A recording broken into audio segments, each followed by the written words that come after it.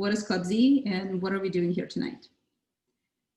Club Z was founded in 2012 when I realized that our Jewish education is unfortunately failing us and our children in preparing them to understand Israel, to understand Middle East, and to also be able to defend themselves as Jews and Zionists.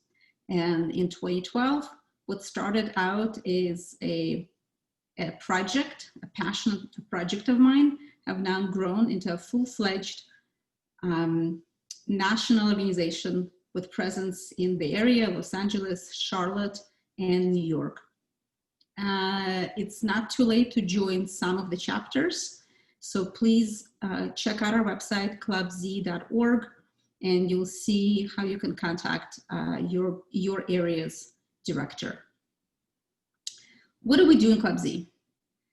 In Club Z, we not only teach kids history, we also dive into uncomfortable, messy conversations, because nothing in life is easy, nor has a pretty bow on it. And so this conversation about Black Lives Matter and anti-Semitism is something that we would definitely do in Club Z with our teens. We don't shy away from difficult subjects. Instead, we shine a light. We talk about it, we debate, we could argue, we're gonna go to research, we're gonna bring experts. And so today, this is what we're doing here. We're gonna talk about Black Lives Matter as a movement, its founding, what it stands for in relation to Jews and to Israel. We also left plenty of time for questions and answers. Please hold off your questions, or you can ask your questions, but we will take the questions in the Q&A box, not in the chat box. So if you want to ask a question, please do it through the Q&A. And once the presentation is over, we will read out your question. I might bring some of you on to ask a question out loud. So there you go. Without further ado, I would like to introduce Dr. Naya Lekht. Naya Lekht has been our Director of Education now, I think, for 3 years. Before that, she taught at UCLA. She has been involved in the Jewish community for many years. She's a scholar on anti-Semitism, and I'm very happy to introduce to you and to the floor and give the floor to Naya. Thank you, Masha. Thank you, Club Z. Thank you, everyone, for coming from all parts of the United States to come and hear something that is indeed thorny and full of tension, and it does reflect our approach to education. We do not shy away from tension. We do not shy away from discomfort. We lean into it. A little bit about myself before I begin.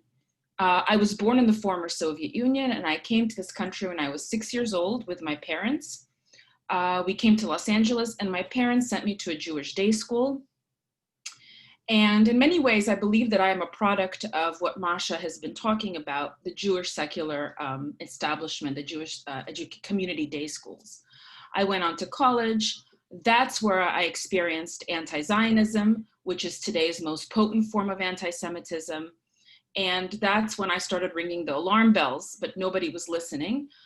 And I really, really feel honored to be part of Club Z, part of this family, part of this amazing movement to educate our next generation to be proud, proud Jews. So without further ado, tonight's talk is titled Anti-Semitism, a Byproduct or Feature of BLM. Let me kind of step back and explain the title of this tonight's talk. I've been watching the BLM movement on the streets and how it's been covered by the media, on social media as well, unfold. And I've been asking myself many, many questions. One of the major questions that I've been asking myself is the question about the Jew, the question of anti-Semitism. And it's just forced me to ask this kind of bigger question, which is this just a fringe part of the movement hijacked by radical elements, or is it really woven in to the structure of the movement itself. So this is what I want to invite all of us to explore today, and invite you at the end to ask me all kinds of questions. All right, a little bit backtracking on the birth of the Black Lives Matter movement. In 2013, the death of Trayvon Martin with the acquittal of Zimmerman, as well as later in 2014, the death of Ferguson, ushered in a movement that ran with the hashtag Black Lives Matter. In 2016, there was a charter. Many times people who are aware, very, very scared of or kind of alarmist about BLM speak of this charter. Now today you will not find this charter if you go on the BLM website. It's not to be found. However, you can find it in articles that are covering BLM and the evolution of the movement. I'd like to take a look at the language with you tonight. In 2016, on its platform, in the charter, it said the United States is, quote, an empire. The world is shaped by, quote, interlinked systems of white supremacy, imperialism, capitalism, and patriarchy, end quote. And I want us to we're going to return to that language at the end when we examine the ideological framework of BLM. Now take a look at these pictures that you see before you. I'm sure they've inundated all of your social media pages. And from Ferguson to Palestine, resistance is not a crime, and racism now. From Palestine to Ferguson, and racism now. It was quite amazing as I was watching this unfold how seamlessly these Palestinian rights activist groups had inserted themselves into BLM. And again, that's my question. Have they inserted themselves and interlocked in this intersectional coalition? Or is this part of actually the very threads of the BLM itself? And furthermore, I want to just point to the language in the charter, which again, I will say you won't find it today. Quote, the US justifies and advances the global war on terror via its alliance with Israel and is complicit in the genocide taking place against the Palestinian people.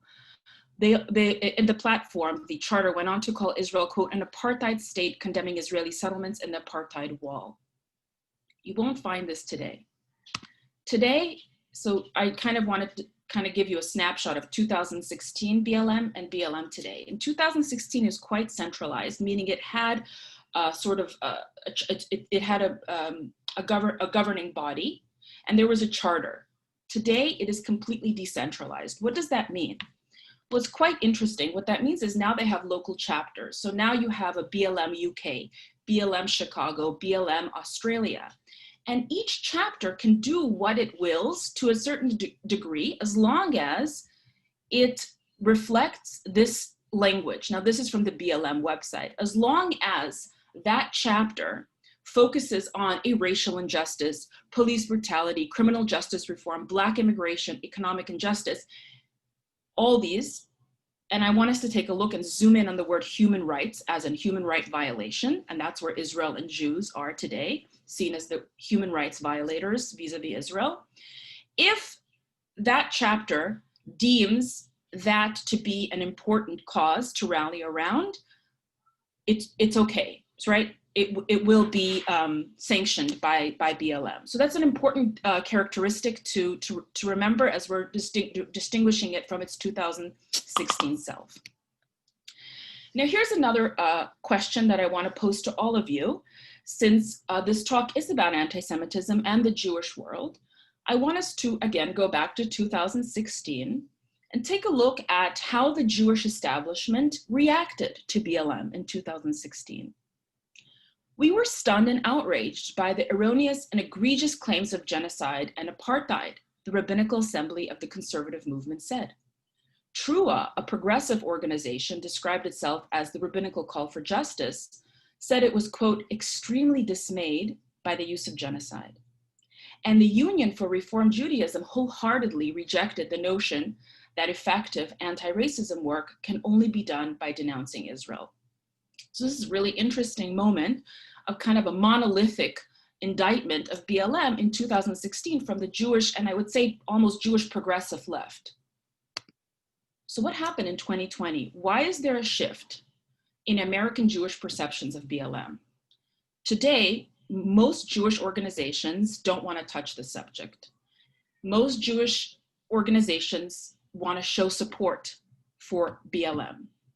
But it wasn't the case, right, in 2016. So what changed? Well, one thing is for sure, there is no charter that you can point to and say, ah, you see, right? But something else is happening too. And I'd like to take a look at this picture. Again, I'm sure it has inundated your social media web posts. This is from June in Los Angeles. So right when the murder of George Floyd by the policeman took place, people took to the streets, the BLM movement took to the streets calling for restoring racial justice, end of police brutality, all really important causes, right? And then, I live in Los Angeles. This is the Fairfax district. This is the district where many Jews live. Something very alarming was happening. And that was the defacement of Jewish property. More than just Jewish property, Jewish places of worship, synagogues, shuls. This particular picture was from a protest, a BLM protest. Free Palestine, F Israel. Some of my students at Club Z who live there in that area also told me that people urinated and defecated by synagogues. More alarmingly, another rabbi had the Torah scrolls removed from the synagogue because he was so scared they were going to come into the synagogue and vandalize the Torah scrolls. And I thought to myself, my God, why is the Jewish world not saying anything? Complete silence, nothing. And in fact, when I and many of my colleagues and many of my people who are concerned about social justice causes, right, started to kind of ring alarm bells like I did almost in college, right? Everyone said to me, stop making it about the Jews. Stop making it about the Jews. It's not about the Jews. This is not their moment right now. But the BLM was trafficking in really just terrible fringes. I want to show more in the form of evidence of both street signs and tweets. This is a street sign that says, from Minneapolis to Palestine, racism is a crime. Naomi Fry, a major journalist, wrote, the way police operate here brings to mind the way the IDF and Israeli border police act in the occupied territories. It's rooted in dehumanization, free Palestine, 2F all police everywhere. Excuse me. And this one, this particularly egregious one, is it too much to ask that synagogues and Jewish institutions in LA consider it an honor that their buildings have been used as canvases for the voice of the oppressed? Now, I understand many of you will say to me, all right, Naya, and this is kind of how I'm modeling also for you all how we teach at Club Z, always arguing against ourselves. Naya, these are individuals. You cannot indict the entire movement because somebody decided to tweet something, because someone decided to vandalize a property. You have to differentiate between bad people on the streets and the movement itself. And I say, okay, but allow me to dip into my former self where I studied professionally Russian literature. Dostoevsky, a noted anti-Semite, by the way, wrote in his diaries the following: a society is judged not by the amount of miscreants the society has, but rather how it dispenses with those criminals. Put differently, for us, ladies and gentlemen, it would be very easy for the BLM to condemn publicly these anti-Semitic posts and anti-Semitic physical attacks on Jewish institutions. But the silence, the fact that they're not, speaks volumes about this organization, about the leadership. I'd like to continue. When I was accused, and not just myself, many were accused about making this about the Jews, Palestinian rights activists right away made it about their cause, right? You see here, there is a brotherly kind of unity between the African-American victim and the Palestinian victim, both victimized by police brutality in the military IDF and the military US police. And then, of course, here we have George Floyd superimposed on a security barrier wall. He's wearing a keffiyeh. Usually it's seen as a heroic garb and something that it's usually in reference to resistance, right? So he is kind of now seen as a hero, not just for the African-American community, but a Palestinian hero. And nobody is saying, hey, stop making it about somebody else. And Linda Sarsour, our wonderful Linda Sarsour in New York, Day of Action hosted by Muslims for Abolition. And if you read closely, it says open to all minus cops and Zionists. And of course, the constant comparisons between American and Israeli police. In England, at a university, at a bus stop, end state brutality, end Israeli apartheid. And I want to pause at this particular one. This particular Instagram is from Black Lives Matter UK official. Now, this is not some individual. This is an official chapter in the UK. I'm going to read this out loud. As Israel moves forward with the annexation of the West Bank and mainstream British politics is gagged of the right to critique Zionism, and Israel's settler colonial pursuits, we loudly and clearly stand beside our Palestinian comrades. Free Palestine. I'm not going to argue today whether anti-Zionism is anti-Semitism. We can have a robust conversation for a long time about this. I will, though, note a very important study done by AMHA, which shows that anti-Zionism leads on college campuses to significant rise in physical attacks against Jews and Jewish institutions. And so I return to this question. Is the anti-Semitism merely this byproduct hijacked by fringe? Or is it part of this structural to the movement itself?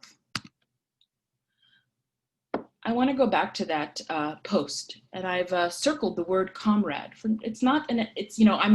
In my previous career, I did literary analysis. So I'm very, very much about reading into words, and things are not just random.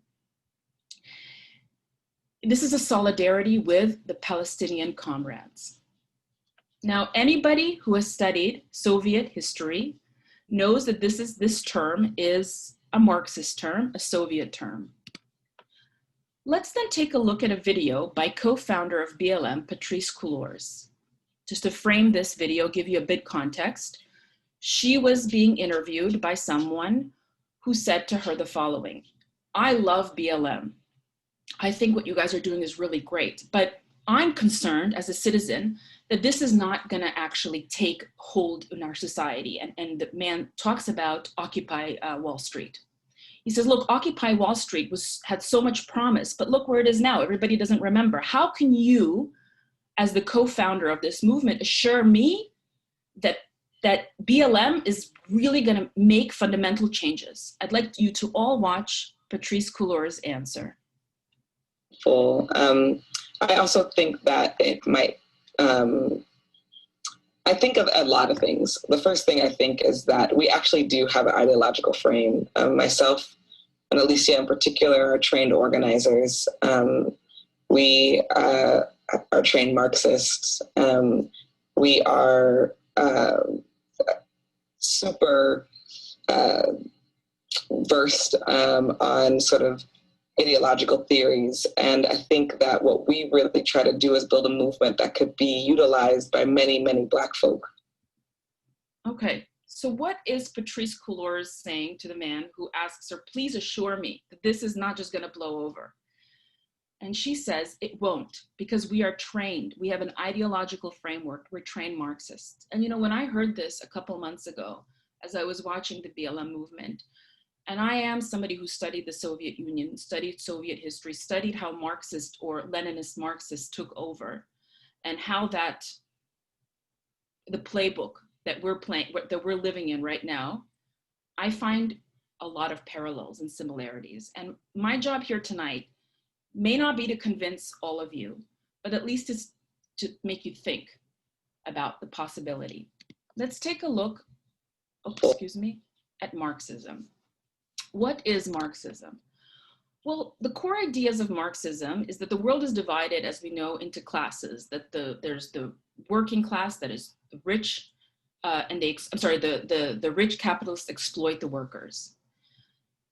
In a nutshell, the world is viewed through a prism of oppressor and oppressed. Let's take a look at this. I call this at the intersection of power. Now, for the Marxists and their framework, this is how they view the world. This is the lens from which they view and make judgments on how to morally behave. So there's the colonialist and indigenous, heteronormative LGBTQ+, Black, white, the West, the Orient, man or male, female. This is basically how they view the world. And this group right here has the power and of course abuses their power over these. Now let's talk about the Jew and the Zionist. Why is the Zionist not welcome? How many of our students, both in college and high school, are afraid to say that they are a Zionist? I'll tell you, I did a study with Club Z teens. 1 out of 3 teens does not feel comfortable in high school saying that they are a Zionist. They tell me they have to, quote, check their Zionism at the door. But not being a Jew, Jew is okay. Why is that, right? Let's talk about the Marxist frame. This Jew is okay. The powerless Jew, the diaspora Jew, the Jew who doesn't have his or her own borders, the Jew who has to depend on the other to protect him or her. Now, the Jew with power, the Jew with borders, the Jew who has self-determination is not welcome in this paradigm. But here's the thing, ladies and gentlemen. They got something very wrong about us, and they've robbed us of our identity. They've said to all of us that there's Jew and there's a Zionist. But that's not true. We know, as much as we want to critique Bibi Netanyahu, as much as we want to critique the current administration in Israel, we're doing it from a love of Israel, from the fact that we are called the people of Israel, the children of Israel. They've robbed us of our identity, right? They're one and the same, they're interlinked. I also want to say something very, I think, important here about Jewish law. And I'm telling you this because this is what I tell our teens a lot in our institute. We live in this world where the world is seen through this lens of power and powerlessness.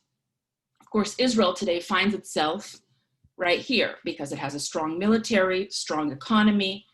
The Zionist is the strong Jew, right? This Jew, the Jew behind barbed wires, is absolutely okay. And so what our students almost feel, this is bad and this is good, moral, immoral, evil, non-evil. Well, I'm told that in the Sanhedrin, when the judges would ask to see the defendant, if you will, they would ask that they remove their shoes. They removed their shoes in front of the judges because the Jews were a marker of wealth or status in a society, because you're not supposed to judge based on such a framework. You don't judge someone based on their economic level.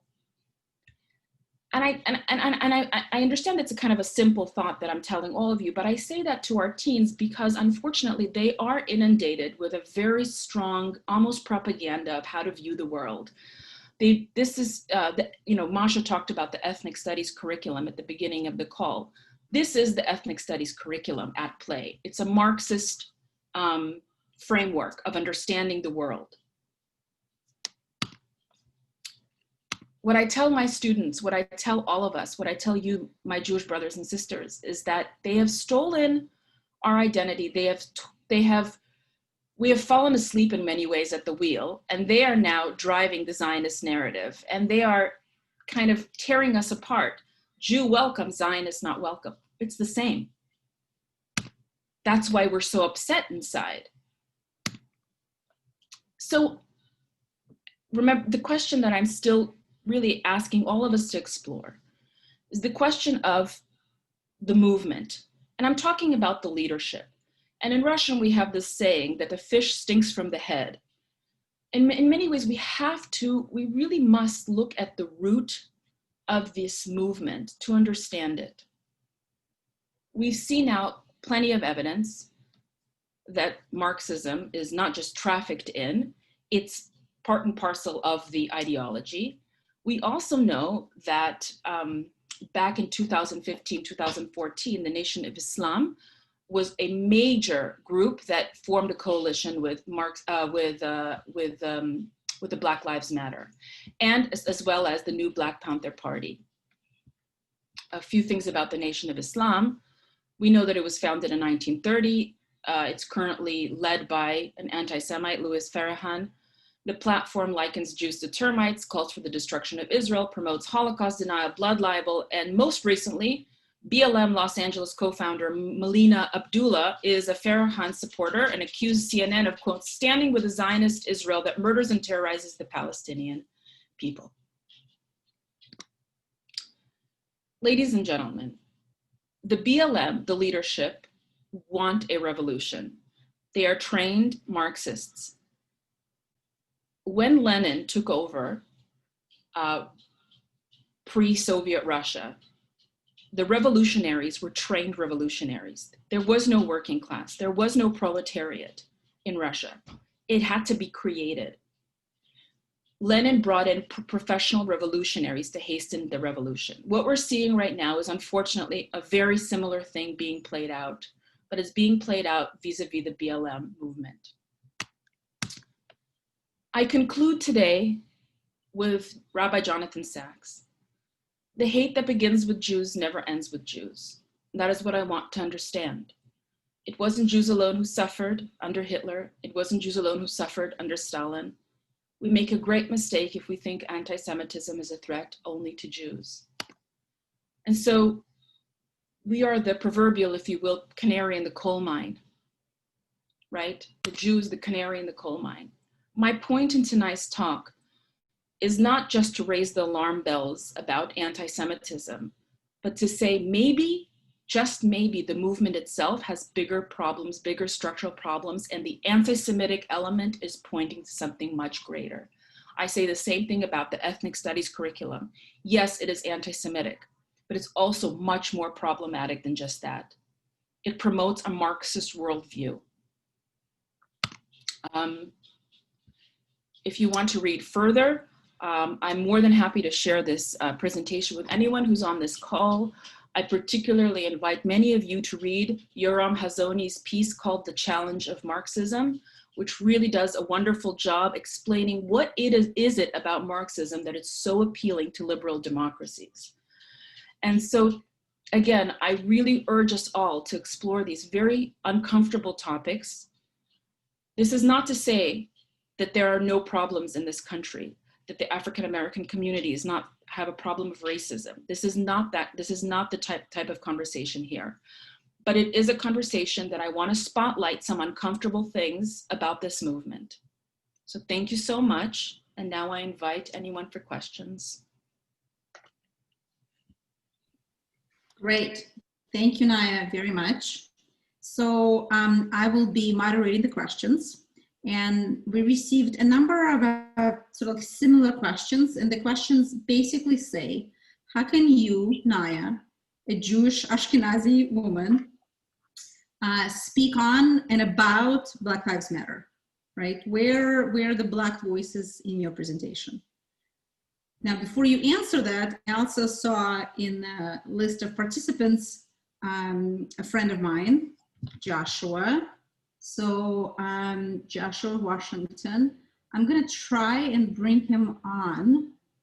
Hold on just 1 second. Because Joshua has been, oops. Hold on just 1 second, technical difficulties. Oh, Joshua, can you speak? There you go. I can see. Oh, there you go.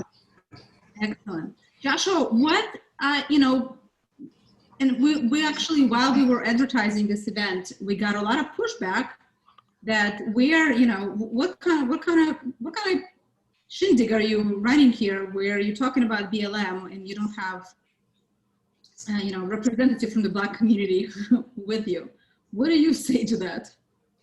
So, well, first of all, Naya did a great job because really the truth is the truth, first of all. And if we feel like we're unwilling or unable to accept something that's true because the person who's saying it doesn't belong to a particular group, that kind of leads to our destruction. But secondly, I found that if there are people who are rejecting what Naya is saying because she's not Black, some of those same people, or I guess some of those same types of people, also reject what I say about Black Lives Matter because whatever their reasons are, I'm Black, well, I guess maybe I'm a sellout or something like that. Because everything that Naya's been saying, I've been saying as well for a while now. And beyond the anti-Semitism, Black Lives Matter has a lot of platforms that don't even represent the vast majority of the Black community.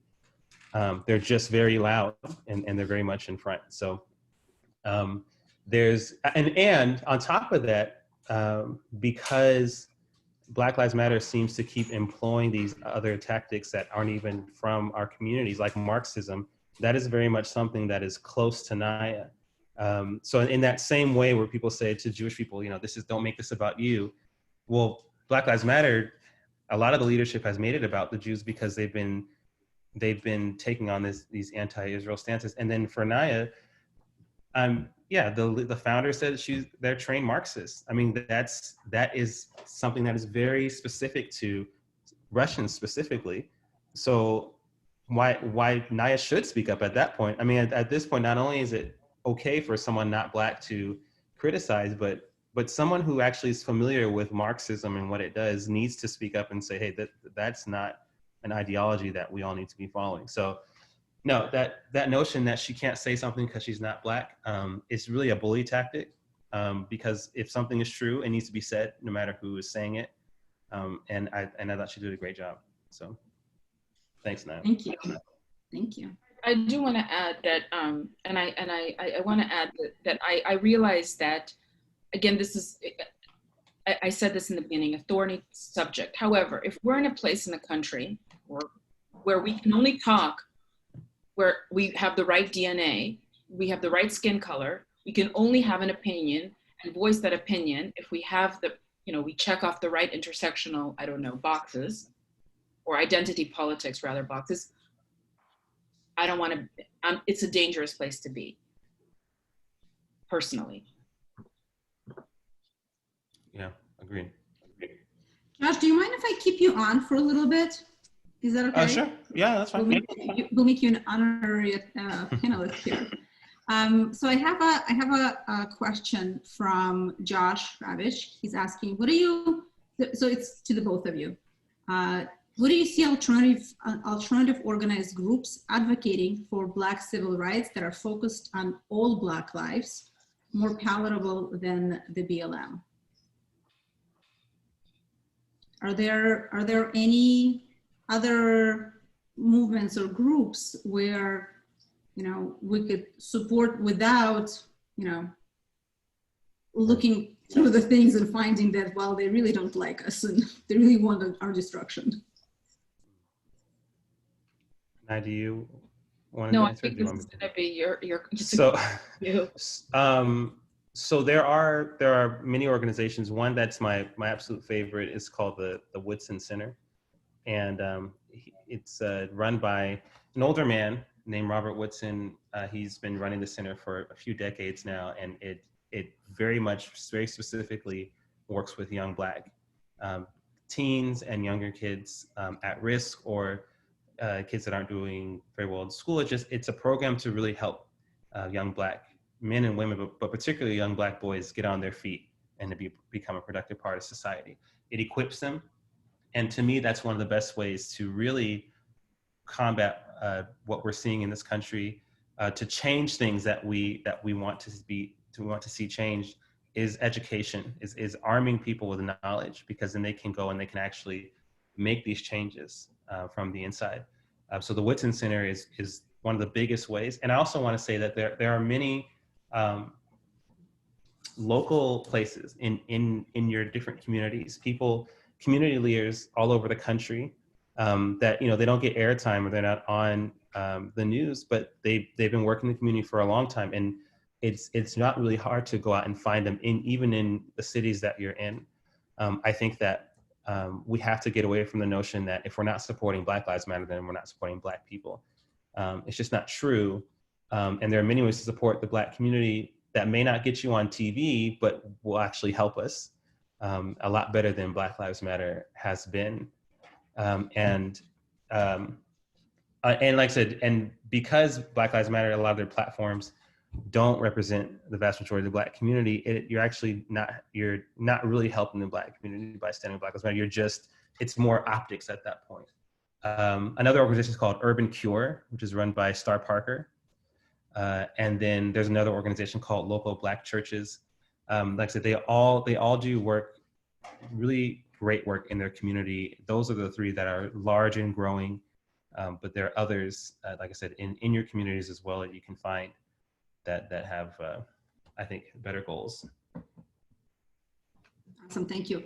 I don't know who this question directed to, but maybe perhaps to Naya. What would you say to the Jewish people, even Zionists, who say, I don't agree with that part of the platform, but I still support the movement for the good things it stands for, or that's not an important part of the movement? So that is a really good question. And I'll flip it around the following way and allow me this. Imagine, I would say to that person, there was an organization called HLM, Human Lives Matter. And imagine that organization was strongly advocating for restoring justice to the immigrants and to the disenfranchised communities in America. However, there's a strong racist element, and I can even document a strong tie with KKK. Are you gonna march and say, let's not look at that, this uncomfortable part? Are you gonna tell me that you're gonna embrace that movement? That's my question. I don't understand, and this is my personal view, I don't understand how one can stand up for social justice and traffic in one of the oldest hatreds, which is anti-Semitism.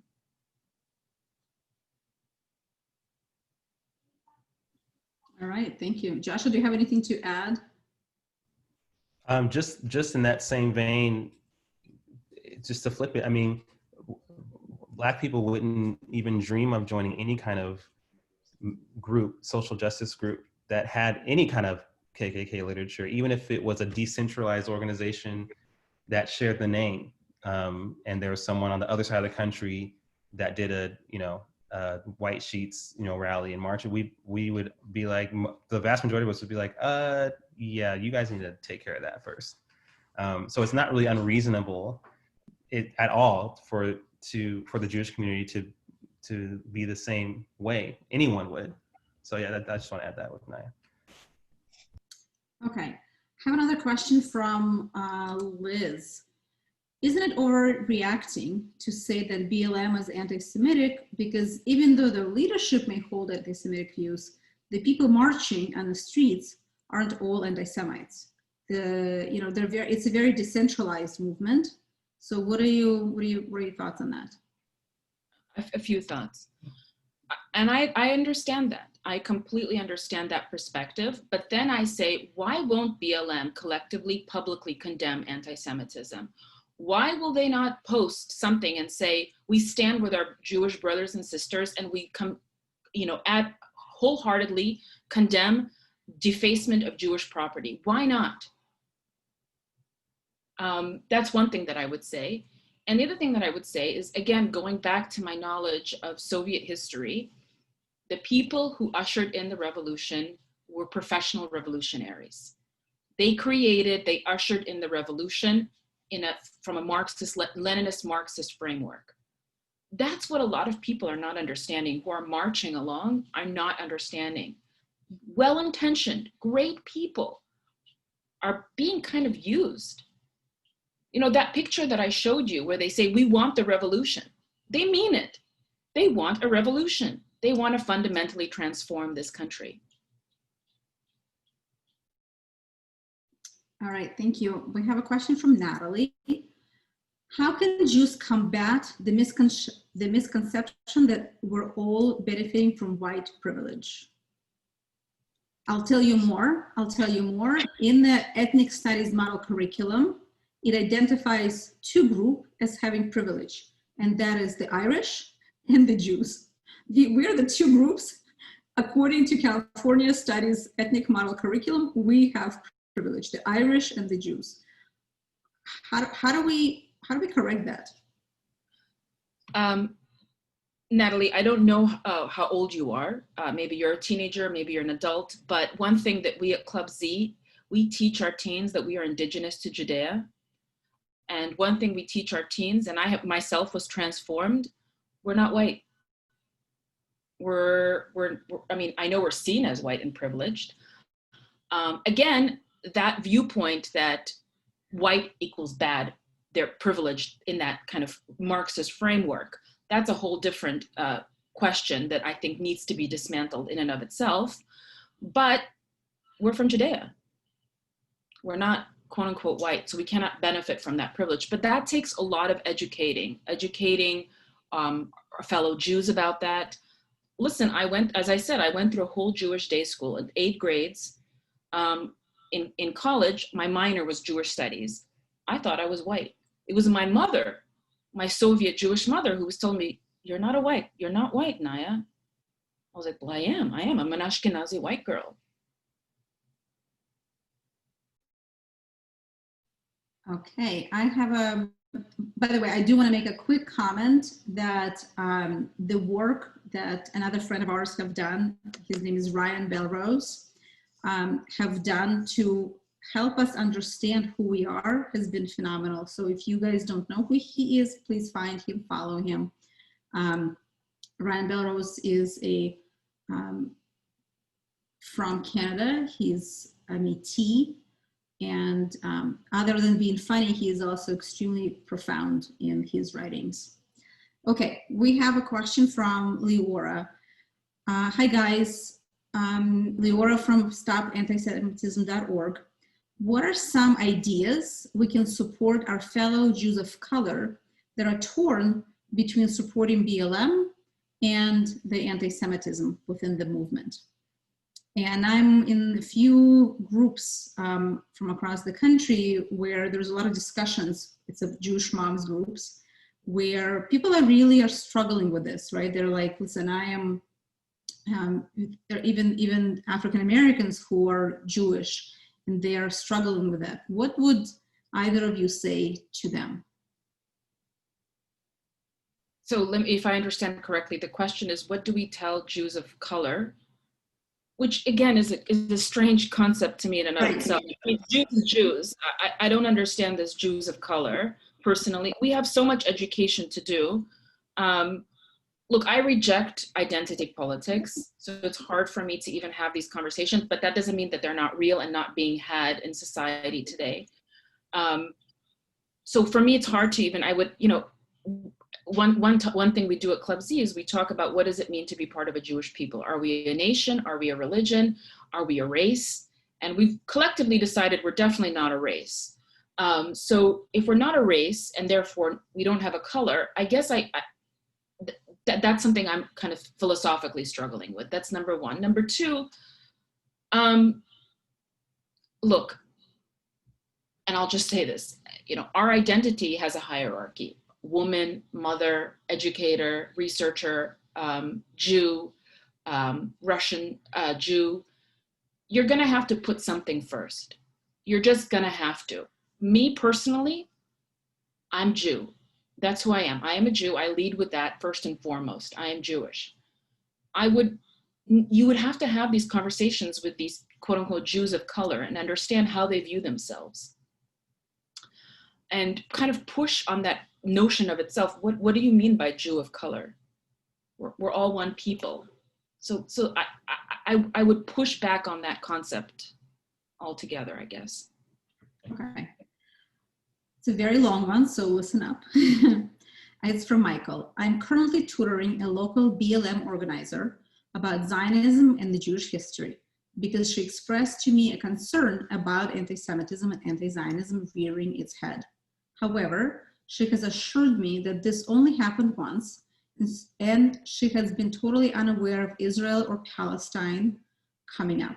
She simply wants to be informed so she can nip it in the bud. Would you tell her that the movement she's in involves anti-Semitism is built into its very structure? I hope, listen, I didn't have a lot of time tonight, and I didn't give you a full lecture on the framework of Marxism. I hope, though, that one thing that was undeniable that I've shown tonight, that the founders, the leadership, are Marxists. They're quote unquote trained Marxists. You cannot come out of the Marxist factory today and not be an anti-Semite because of that intersection of power and how they see the Jew today. The Zionist Jew has power. Israel is seen as a powerful force. So yes, I do think that it's part of the structure within the movement, not because it is anti-Semitic, but because it views the world from a Marxist lens. Josh, what would you tell this lady?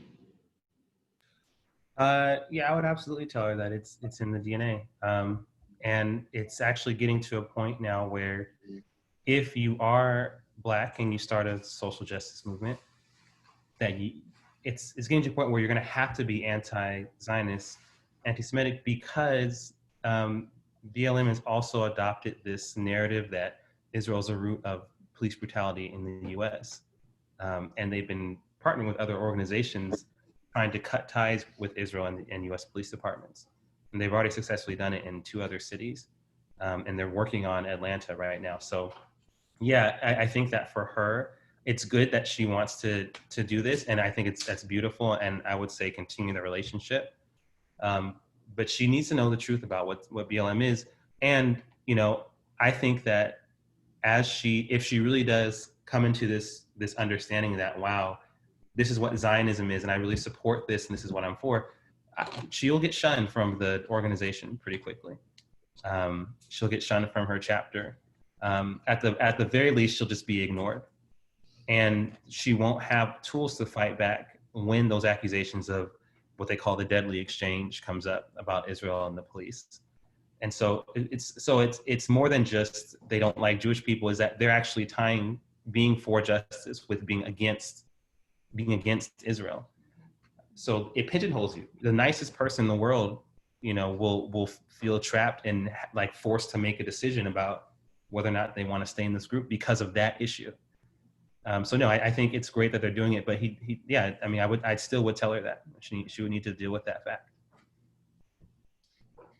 I have another question that came through, but I'm also going to make my own assertion here, is that it seems to me that BLM is really becoming a political party with, you know, allegiance and founding documents and marching orders for their members. Am I crazy? Am I completely off my rocker here? Anybody wants to opine? Definitely not. Josh, do you want to opine on that one? About BLM becoming a political party, is that what you said? Yeah.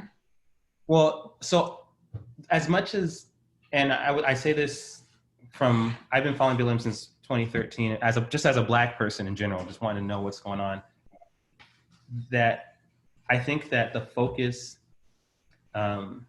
it's not necessarily about that name, that specific BLM, as much as it is the people that are coming through and leading it. Because I don't know about BLM becoming a political party, but I do know that these same organizers and especially these same leaders who are gaining more traction and credibility, and this is really the issue here. There might be a chapter that's really nice and great, but what we're looking at here are a lot of these leaders who perpetuate these tropes being tomorrow's political leaders.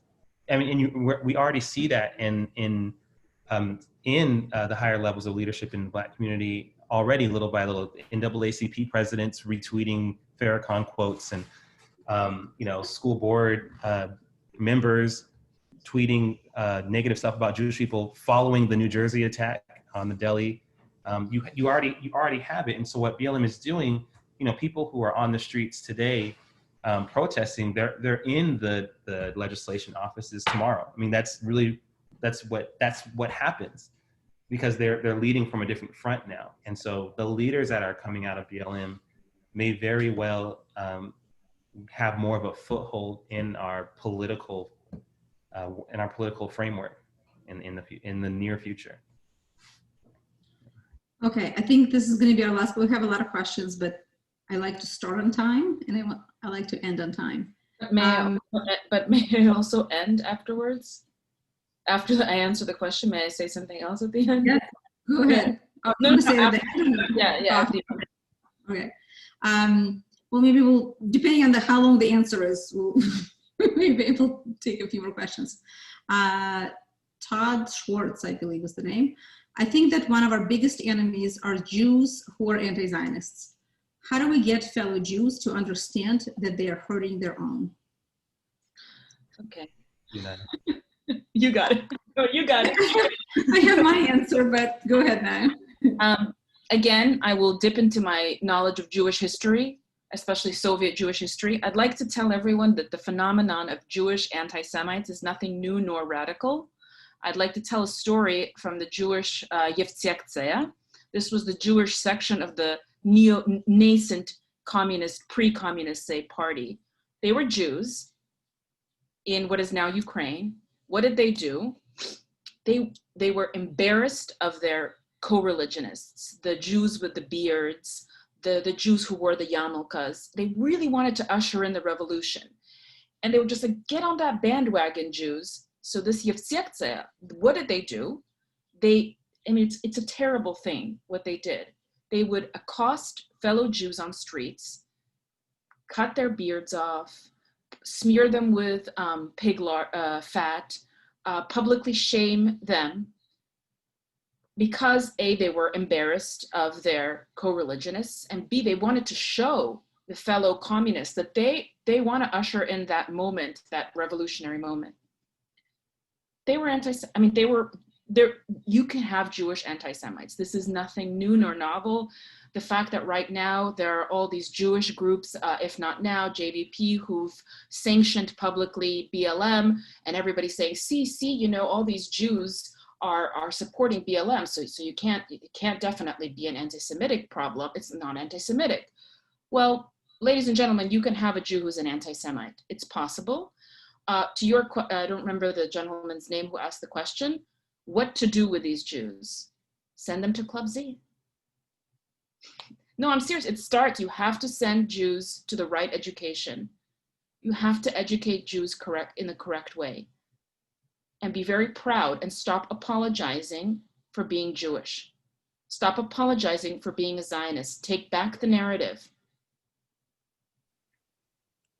Beautifully said. I think we need to, there was one question that came up just now, and I think it's an important question. So Joshua, this is going to be for you. It's again from Michael. I don't know if it's the same Michael. I've heard it said that quoting Martin Luther King and referencing the fact that he was a Zionist is inappropriate in discussions about BLM. Obviously, it's a bullying tactic. How do you respond to that? How can one effectively draw the historical connections between American Jews and Black civil rights? So Josh, before you even answer, Michael, there's a whole books written on it. There's a particular book called Zionism and the Black Church. Please look it up, but Joshua. Yeah. So there's that, and there's actually a volume 2 of that Zionism and Black Church coming out soon that my father's working on now. Well, first of all, I would ask them, what do you mean by inappropriate? I always struggle to understand what is so wrong about telling the truth in a conversation. He was a Zionist. I mean, some people try to take that and say that he wasn't, but there's overwhelming evidence. We have interviews, we have clips of him, video clips of him speaking about this.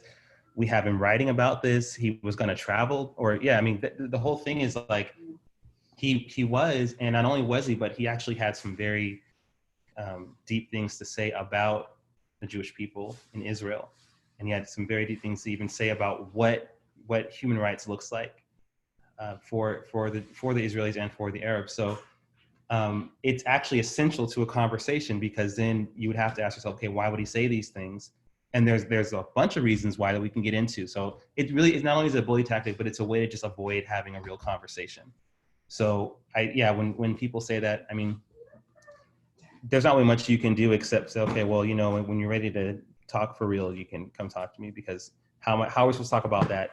Zionism and civil rights and all these things, and I can't bring up Martin Luther King, who was like a staunch Zionist and one of the at the forefront of the Black civil rights movement. It doesn't make sense, which is why they're trying to diminish him in the new ethnic studies curriculum in California, because of not just because he was nonviolent, but because he was such a strong Zionist, and that really does hurt the argument of anti-Zionists. So yeah, they just try to shut you up before you can prove them wrong. Right. Well, thank you very much. Thank you, Naya. Thank you, Joshua, who became our spontaneous co-panelist. And this is what we do in Club Z. This is, by the way, the kind of conversations that teenagers would have. This is the kind of caliber of speakers that we bring. So if you do want to raise the next generation of proud, articulate, unapologetic, creative, productive Zionists, you would send your child to Club Z as soon as they become bar bat mitzvah. We should be repeating webinars like this. We're gonna try to make them more frequent. In the meantime, again, there are still some spots in some of the chapters, especially in the Bay and in Los Angeles and in Manhattan. So with that, I want to tell everybody thank you very much for joining. You can find the recording of this on our Facebook, Club Z Teens, and good night.